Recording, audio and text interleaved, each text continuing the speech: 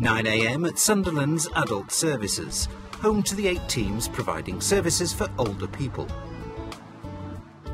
For the City West Division, the day starts with a diary share meeting.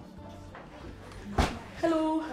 Heading today's meeting is Rachel Dorat, who's acting up whilst her manager is on leave. A couple of things that just remind us, really. The first one is the new RAS forms, the community care assessment documents. Rachel qualified as a social worker 9 years ago and began her career in the team at Sunderland Royal Hospital. She joined Older People's Services 3 years ago and reached a senior level a year later. Every team have a diary share once a week. The team managers attend SMT, which is Senior Management Meeting, and they basically trickle down the information from the directorate. Also in the meeting is Lisa Gawley, whose social work career began just 12 months ago.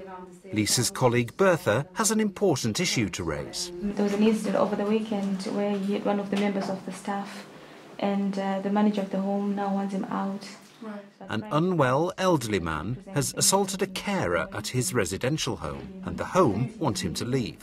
Rachel and the team are concerned that it could be a hasty reaction. He's had one incident, and it was a serious incident. I think the challenging behaviour team need to be involved.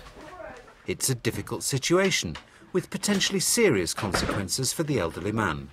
As acting team manager, it's now Rachel's job to speak directly to the home. Bertha said that you wanted to speak to her manager in regards... The man was placed in the home just 3 weeks ago after he was assessed as being unable to cope living independently.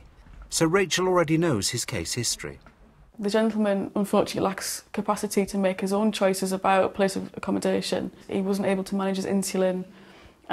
He wasn't able to judge when he was having a hypo. We had a big case conference. For me, the feeling was in his best interests it would be safer to be within a 24-hour care environment. But after that one incident, the home manager has been quite quick to then want him out. And we haven't really investigated the cause of the incident.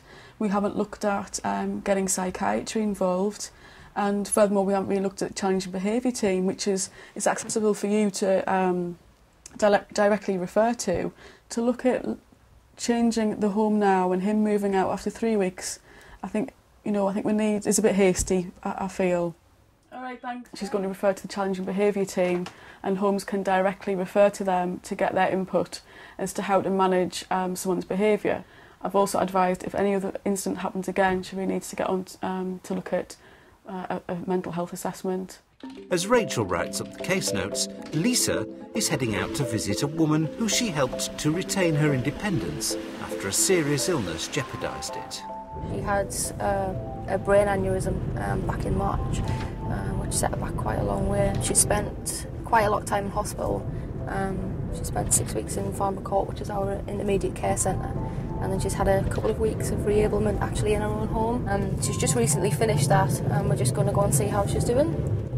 66-year-old Olive was very poorly when Lisa first met her. It was Olive's best friend Kathleen who persuaded Lisa that there was potential for recovery. Morning, Olive. How are you this morning? Lisa needs to be sure Olive's getting all the support she needs. Okie doke. I've just popped in this morning just to see how the carers are doing, Olive, because you've just changed over from the girls who were coming previously, haven't you? Yeah. Lisa spent 8 years as a senior care worker in a residential home for elderly people before embarking on her social work degree at Teesside University. It was a general social work. We did kind of such as social policy, ethics and values. The counsellor modules I found really helpful. Therapeutic communication I found really good, and I find that they most have benefited us since I've come here. She just live local, does she? Your carer? Hi. Yeah, she just live around the corner. Probably decided to do Older People because it's what I was comfortable with, and for at least my first year of practice I wanted something I was familiar with. Does she treat the home with respect, Olive? Oh yes. You happy with the way she, yeah? And you feel that she's meeting your needs okay, Olive? You're happy with that, yeah? Because I've obviously worked with older people since I was 18, I know their kind of values and things like that, so that's helped. But also, because I'm now reviewing kind of care homes, I've got an idea of how care plans should be devised and stuff like that, so I know what to look for. So you'll be looking forward to going to visit Kathleen in her new house then, yeah? How do you think you'll manage your bus at the moment, Olive? How confident would you feel? I don't know. You don't know. I think maybe it's a couple of trips with Kathleen. That was good. And then maybe you never know. We're focusing a lot more on kind of community living now and personalisation and stuff like that. And we do get quite a few referrals in for 24-hour care, but they are starting to kind of fizzle out now. That I think the mindset of a lot of older people, especially here, are that, you know, you get to a certain age and that's kind of where you go. But I think we are starting to change that now, and people are accepting support at home and the extra care schemes that we went today. So that's really good as well. See you later. Bye. You don't bother. Bye. I think it went really well. It was a positive review.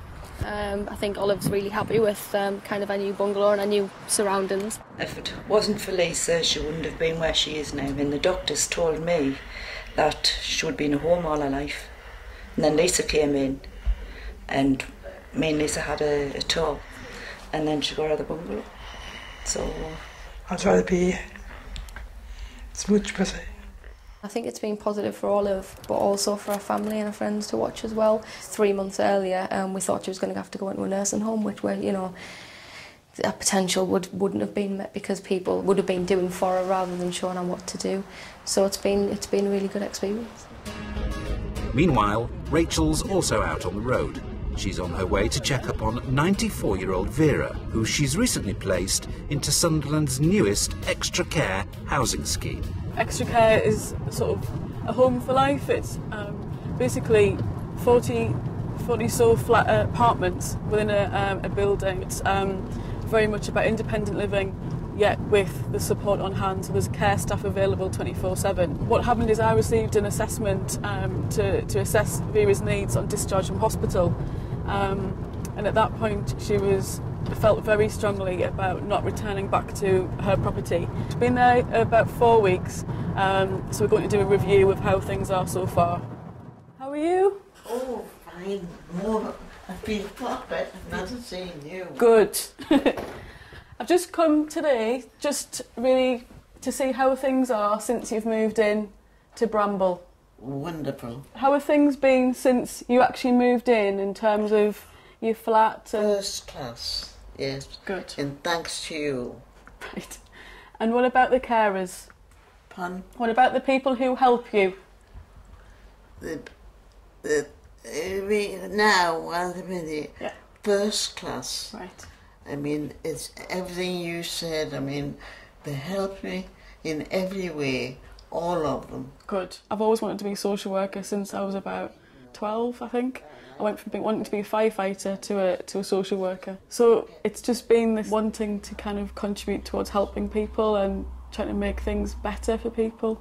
Are the carers respectful with you when they're talking to you? Yes, they're very helpful. I started at the hospital social work team, and that gave me excellent grounding, and I was there for about 6 years. You deal with anyone over 18, and it's all divisions, and I think that gives you a really wide range of knowledge and also understanding about what resources are available for each of those client groups. Some people do tend to go from the hospital to older person services, and I was at that point really wanting to progress. So has the move here sort of made you feel a bit more secure about living by yourself? Yes, it's given me more confidence. Good, that's good. Vera is an amazing woman, I think, and because she felt her life was over, and this has given her a new lease of life, the way she describes it.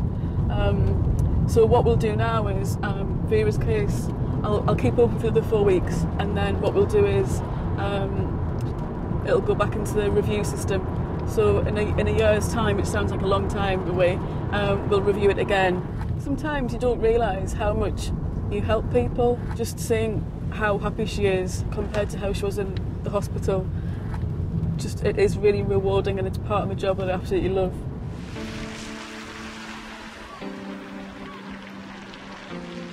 Rachel's duties don't stop with immediate service users. Her next call is about a much trickier case. She's on her way to Sunderland's Carers Centre to discuss how they might be able to help a woman who's struggling to look after her sick husband. So he's got quite high-level need. He lives with his wife, and they have very minimal support because John really is quite reluctant to accept a lot of support. So it really falls upon his wife, and she has her own health problems, so she's finding it quite difficult. You say you've done a carers assessment for her already? I've done a care assessment, yes. And when you're in a situation where someone's really desperate and upset, and if you can't help them for whatever reason, for example, the service user won't accept that little bit more help, which would just be amazing for his wife. He has the mental capacity to refuse a service, and that's difficult for her to understand, that we can't just overrule him. Rachel and her team deal with situations like this every day, based on assessments made under the Mental Capacity Act. It's just part and parcel of every day, because we need to be looking at people's mental capacity around the huge decisions like change of accommodation. We need to also look at the mental capacity around finances, and that's become more and more prominent of late. Part of that's due to personalisation, looking forward to direct payments in terms of people choosing what care they want and where they want it. And what we need to acknowledge is whether people have the mental capacity to be able to manage a direct payment, or they're a suitable person who can act on their behalf. But I can perhaps work with the carer to approach the gentleman as to how it would benefit both of them to have respite. It's the emotional side of things for me. You go home and you can't just switch off. You do think about people. You go and leave and you think about what's happened. Rachel will work with the Carers Centre to ensure that the man and his wife receive as much support as possible. Back at the office, social worker Bertha updates Rachel about the man who was at risk of being evicted from his residential home. She said that she's happy to keep placement while she's waiting for the CPNs to do the assessment. It's good news for now. They were happy to retain his placement until the appropriate assessment was done, and then we can look at whether it is appropriate for him to move on or not. So at the minute things are okay. It's now getting towards the end of the day, and a chance for Rachel to catch up on paperwork.